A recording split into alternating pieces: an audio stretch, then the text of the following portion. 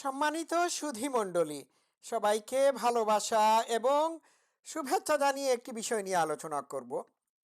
বিষয়টি হলো ধানমন্ডি ৩২ নম্বর বঙ্গবন্ধুর বাড়ি ভাঙ্গার হুকুম কে দিয়েছিল?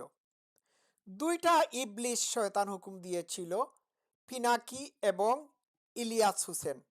ঠিক আছে, তো আমি তাদের বক্তব্য প্লে করে আপনাদের সামনে শোনাচ্ছি, তারপর আমি মূল আলোচনায় যাব। Let's play.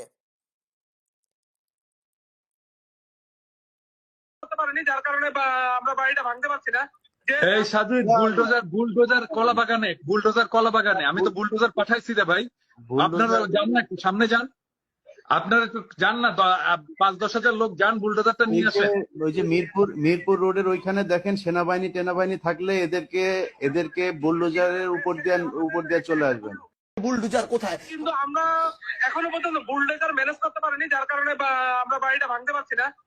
এই সাজিদ, বুলডোজার কলা বাগানে আমি তো বুলডোজার পাঠাইছি রে ভাই। আপনারা যান না, একটু সামনে যান।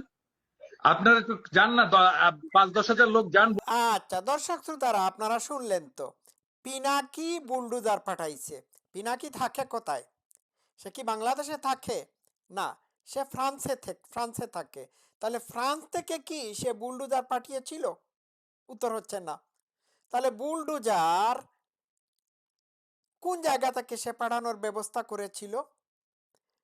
বাংলাদেশের কোনো জায়গা থেকে পাঠানোর ব্যবস্থা করেছিল। আর কোনো জায়গা তো আর কোনো জায়গা নয়, সেই জায়গা হচ্ছে প্রশাসন। ঠিক আছে।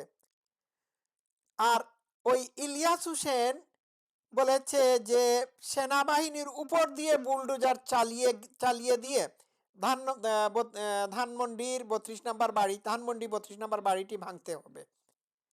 আর এই বক্তব্যে তার এই আহ্বানে রেসপন্ড করছে সার্ভিস মলম উর্ফে সার্জিস আলম উর্ফে আইফোন আলম। আমি খুব অবাক হচ্ছি যে সরাসরি হত্যাযজ্ঞ চালানোর জন্য ইলিয়াস হুকুম দিচ্ছে সেনাবাহিনীর উপর দিয়ে বুলডোজার চালিয়ে দরকার হলে ধানমন্ডি ৩২ নম্বর বাড়ি ভাঙতে হবে। দেখুন, এই সেনাবাহিনীর উপর হত্যাযজ্ঞ চালানোর জন্য সে হুকুম দিচ্ছে, অথচ এই সেনাবাহিনী ধানমন্ডি ৩২ নম্বর বাড়ি ভাঙ্গার সময় নীরব দর্শকের ভূমিকা পালন করেছিল। আসলে বাংলাদেশের সেনাবাহিনী আর এখন সেনাবাহিনী নাই। ঠিক আছে, এরা মেরুদণ্ডহীন। বিষয়টা বুঝতে পারলেন? না হয় বুঝতে হবে সেনাবাহিনীর মধ্যে অর্ধেকের চেয়েও বেশি সেনারা জামাত হিজবুত তাহরিরের জঙ্গি হয়ে গিয়েছে।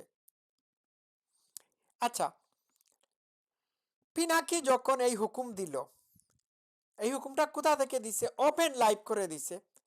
পিনাকির এই লাইভ কি বাংলার প্রশাসনের নজরে আসে নাই? অবশ্যই এসেছে। তাহলে প্রশাসন ধানমন্ডি ৩২ নম্বর বাড়ি ভাঙ্গার সময় কেন প্রতিরোধ গড়ে তুলতে পারলো না?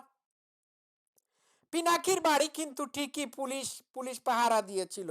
যখন হুমকি দেওয়া হয়েছিল যে ৩২ নম্বর বাড়ি ভাঙ্গার কারণে পিনাকির বাড়ি ভেঙে প্রতিশোধ নেওয়া হবে, তখন পিনাকির বাড়ির চতুর্দিকে পুলিশি প্রহরা দেখেছিলাম। কিন্তু যে ধানমন্ডি ৩২ নম্বর বাড়িটি ছিল মুক্তিযুদ্ধের আতুর ঘর, সেই ধানমন্ডি ৩২ নম্বর বাড়িটি একটা টাউট বাটপার পিনাকির নির্দেশে মাটির সাথে মিশিয়ে দেওয়া হয়েছে। এরা কারা? আজকে দেশ পিনাকির প্রেসক্রিপশনে চলে।